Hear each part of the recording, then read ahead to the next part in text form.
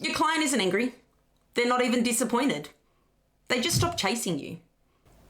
80% of business owners think they're delivering a great client experience. Only 8% of their clients agree. Most people watching this are in the 80. Their clients are in the 8. By the end of this, you'll know where the gap is in your business and the 5 things that close it. Your client went quiet. No complaint, no feedback, just gone. And your first thought is always the same. Must be the budget. Cost of living's brutal. They probably found someone cheaper. So you respond by discounting. Or you don't respond at all and chalk it up to the economy. Meanwhile, that client has moved on to someone else. Not someone cheaper, someone who responded faster. Someone whose onboarding actually made sense. The tradie who quoted, then went quiet. The homeowner rang twice. He didn't call back. They rang a third time and got a, yeah, with no name on the other end. They hung up and rang someone else. The VA doing great work, who never checks in. The client has no idea if anything's being progressed. They stop asking, they start looking. This isn't a client problem. It's not an economy problem. It's a delivery experience problem. And delivery experience is a systems problem. And if you think this is only a big business problem, the data says otherwise. There's a stat from Bain that's been around a while, and it's worth knowing. Bain surveyed 362 companies. 80% reckoned they were delivering a superior experience to their clients. Asked their clients, only 8% agreed. Global stat, not Australian, from 2005. But I haven't met a small business owner yet who thinks the gap is smaller here. I've met plenty who've been on the wrong side of it without knowing. The gap exists because your client's experience of working with you is made up of dozens of small moments. How fast you responded to their first inquiry, whether your onboarding made them feel sorted or scattered, whether they could tell where things were at without having to ask you. Most small businesses are brilliant at the actual work. The thing leaking clients is the infrastructure around the work. Here's what that looks like at scale. In 2024, the federal court fined Qantas $100 million. They'd sold tickets to flights they'd already cancelled. Nearly 900,000 existing passengers weren't told their flight was gone. The court found senior managers all knew bits of it, but nobody had the full picture. That's not a lying problem, that's a process problem. The moments between the sale and the delivery, that's where it falls apart. For Qantas, and for the small business owner who went quiet after the quote.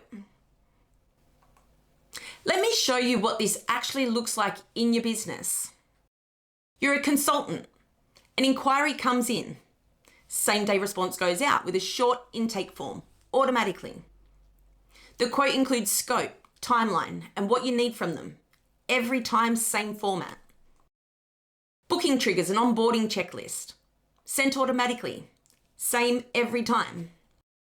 Weekly updates go out on a schedule, whether there's news or not. They know they're not being forgotten.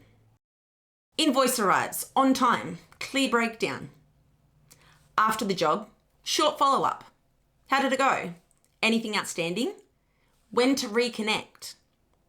None of that changes the quality of the work itself. It changes whether the client ever thinks about leaving you. That's the thing most small business owners miss. Clients don't leave you because the work was bad. They leave because the space around the work made them feel like an afterthought. Right. If that's the shift, then here's the shape of it. A client experience process covers 5 things. That's it, just 5. 1, how fast you respond and what goes out. If you're slow here, you've already started losing ground. 2, what the client receives when they say yes. Scope, timeline, what you need from them, how you communicate.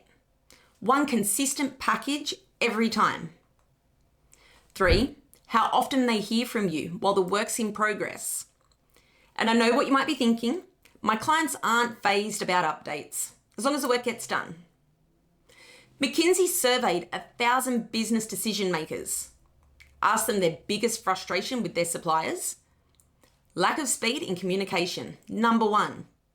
Mentioned twice as often as price. Your clients are scoring you on this. They're just not telling you. 4, when and how they get billed. Here's how this one actually plays out. Your client gets an invoice 3 weeks late for a different amount than the quote. No breakdown, no mention of what changed. They pay it, but they don't call you again. And 5, what happens at the end of the job? The close conversation, the follow-up, the chance to get them back or get a referral. Most small business owners skip this entirely, not because they're slack, because that job's done and the next one's already started. But the client notices. They just don't say anything. 5 documented processes. That's what stands between a business that leaks clients and one that keeps them.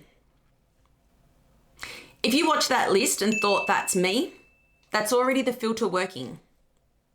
Before you do anything, know this.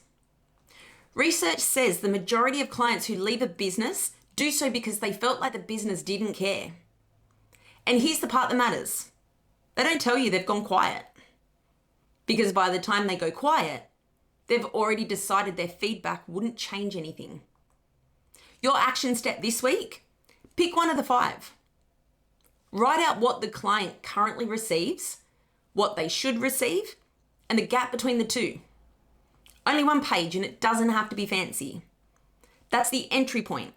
1 process, 1 page this week. Before you close this video, one more thing. For every client who tells you something's wrong, there are roughly 25 who said nothing and just left. Here's the thing most owners get wrong about complaints. A client who complains is engaged. They're giving you a chance to fix it. Sort of like a relationship. The ones to worry about are the ones who stopped caring enough to complain. Sound familiar? A Humie report out this year. 84% of Australian shoppers won't come back after a bad experience. That's e-commerce, not service. But the finding holds.